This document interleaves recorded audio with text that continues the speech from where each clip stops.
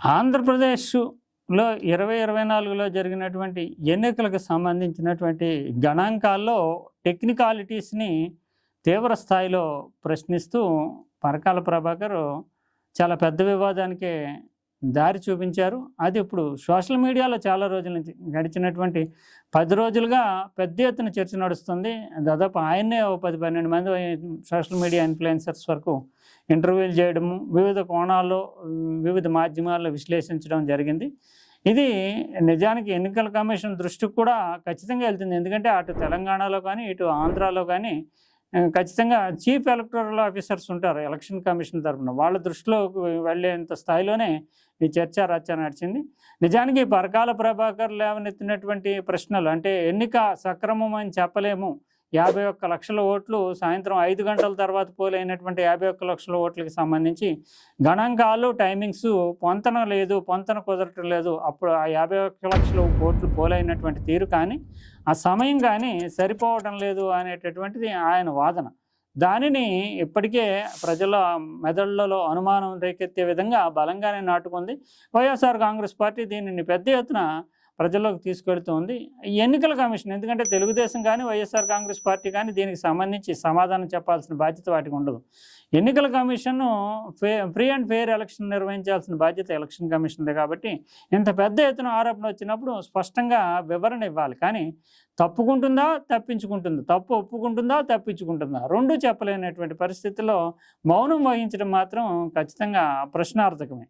ఎందుకంటే 5 గంటలకి 68.08% ఓటింగ్ జరిగింది అని చెప్పి ఎన్నికల కమిషన్ ప్రకటించడం, సాయంత్రం మళ్ళీ 8 గంటల ప్రాంతంలో కూడా ఏమీ అంటే 68.12% మాత్రమే జరిగిందని కేంద్రంలో ఉండేటటువంటి ఢిల్లీ నుంచి ఎలక్షన్ కమిషన్ ప్రకటించడం, ఆ తర్వాత మిగతా టైంలో అంటే ఇంకా రాత్రి 8 దాటిన తర్వాత మాత్రం 11 గంటల ప్రాంతానికి చూస్తే కనుక 76 అని, తర్వాత పొద్దున్న వచ్చేటప్పటికి 80.88 అని, తర్వాత ఇంకో 2 రోజులు పోయిన తర్వాత 81.66 అని, ఇలా రకరకాల విశ్లేషణలు వెలువడితే గంటకి ఎంతమంది ఓటర్లు ఓటేయగలుగుతారు ఒక్కో బూత్లోని అనేటటువంటి ప్రశ్నకి సమాధానం చెప్పలేకపోవడం అనేటటువంటిది. లేదంటే టెక్నికల్గా తాము ప్రకటించేటటువంటి సమయాన్ని తప్పుగా చూపించాము, తమ వద్ద ఉండేటటువంటి 2 గంటల ఆలస్యంగా ఫలితాన్ని ప్రకటించాము అనేటటువంటిదన్నా ఒప్పుకోవాలి. కానీ దీన్ని ఒప్పుకోవడానికి ముందుకు రాక, గణాంకాల్లో తేడా జరిగిందని చెప్పడానికి ముందుకు రాక, ఏదైనా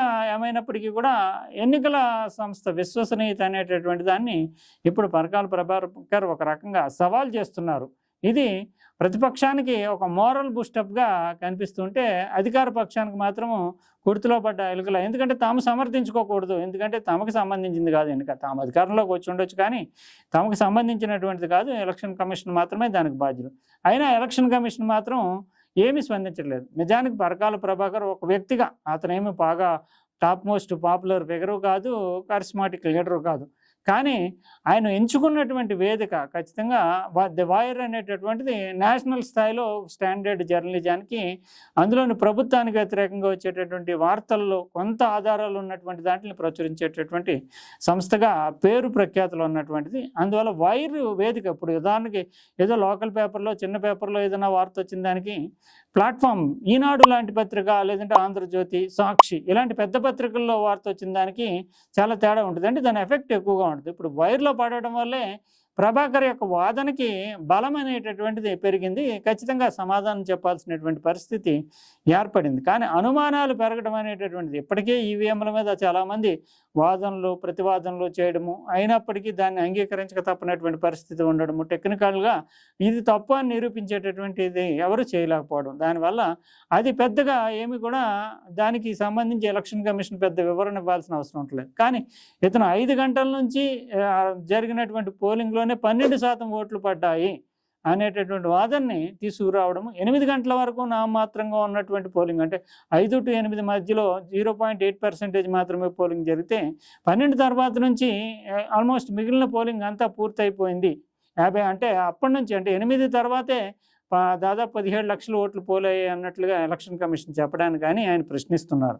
ఎలా జరిగింది? అప్పటికి ఉన్నటువంటి దాదాపు 46,000 ఓటింగ్ బూత్లు ఉంటే 3,500 బూతుల్లో మాత్రమే అప్పటికి 8 తర్వాత ఓటింగ్ జరిగింది అనేటటువంటిది అధికారికంగా ఎన్నికల కమిషన్ చెప్పింది. 3500 బూతుల్లో 17 లక్షల ఓట్లు 3-4 గంటల వ్యవధిలో అంటే ఎలా జరుగుతుంది అనేది ఆయన ప్రశ్న.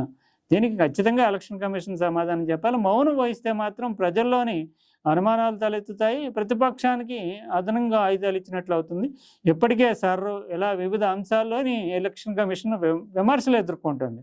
ఈ ఎలక్షన్ జరిగినటువంటి విషయాల్లో కూడా స్పష్టమైనటువంటి ఆధారాలతోటి, లేదంటే పొరపాటు ఉంటే పొరపాటును ఒప్పుకోవడం, టెక్నికల్గా ఈ స్నాక్స్ ఉంటాయి అని చెప్పడానికి సాహసించాలి. ఒక వ్యక్తి హైదరాబాద్ నుంచి విజయవాడ 300 కిలోమీటర్ల పాదయాత్ర మొదలు పెడితే 300 కిలోమీటర్ల పాదయాత్ర యావరేజ్న రోజుకి 30 కిలోమీటర్లు, 10 రోజులు చివరి నాటికి విజయవాడ చేరితే 10 రోజులకు విజయవాడ చేరడం అనేటటువంటిది ఇక్కడ నుంచి హైదరాబాద్ నుంచి బయలుదేరడం విజయవాడ చేరడం అనేటటువంటిది కనిపిస్తూ ఉంటుంది.